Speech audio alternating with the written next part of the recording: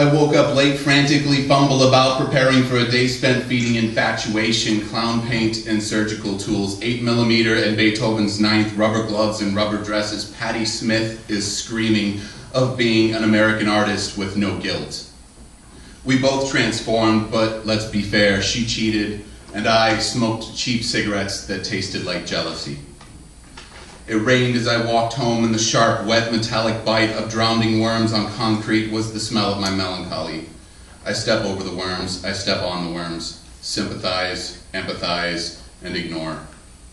My front door surrenders to my key, and standing, dripping, shedding sodden layers onto a worn hardwood floor that thirstily soaks the rain into its grain, as if by doing so it could live again, I had to stand and wonder, what if all of us are really just worms, wet and drowning, seeking dry ground, safe from the falling feet of those too large to comprehend us or care? Warm shower, warm towel, warm bed, dreams of her. Poor worms.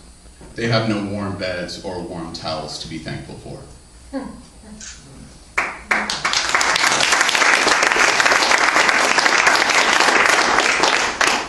This one's called Vagabond. I have walked holes in the soles of Converse and combat boots. I've walked holes in the soles of my own bare feet, but never got where I wanted to be. And I filled the hole in my own soul with travesty sculpted from the bones of inelegant infatuation. I filled the hole with hate and with shovels full of everything from angel dust and sticky green to cocaine, black tar, Xanax, and Jim Beam to hormones. Oh, I poured the hole in my soul full of sex and sweat and tender flesh, deviant desire and depravity. I filled the hole with angst, aggression, and adrenaline, music and madness, and I made holes of my own in my own flesh, ink and surgical steel, but the holes never filled. I left old grounds for new grounds until new grounds became old, then ground more souls full of holes and tried to never go back. I stacked the deck against myself at every game. It's safe to say I've played to lose.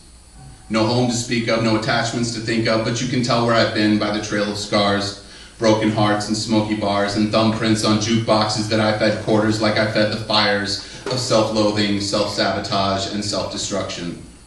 You can tell where I've been by the trail of spray-painted tags, vandalism, emergency room and psych ward wristbands, mug shots, and marks left in prison cells.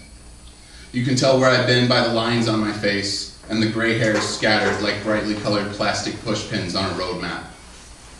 My road is paved with cigarette butts and suicide attempts, shoe rubber and skin and regret embedded into the twists and turns of the asphalt that spans, cracked and tarred across the wasteland between each temporary home. It's not like me.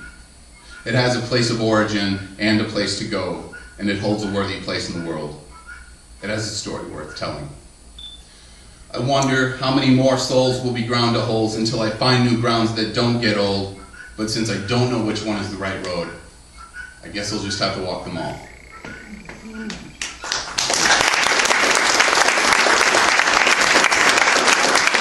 One more short one and trying to end on a happier note. This is called Missing Teeth. Memories stare at me from darkened plate glass windows of closed down storefronts. There are so many, and yet each one stands out like a missing tooth and a Polaroid smile. And the cracked and pitted roads, like gruesome scars beneath the wheels of our friends' cars, scream their protest at the dereliction imposed on them. Every day we ride the scars of this city, and every day another window darkens and becomes haunted by memories. But in our dreams, this city lives free of her ghosts. In our dreams, she thrives and grows and smiles, and her missing teeth are Polaroid perfect.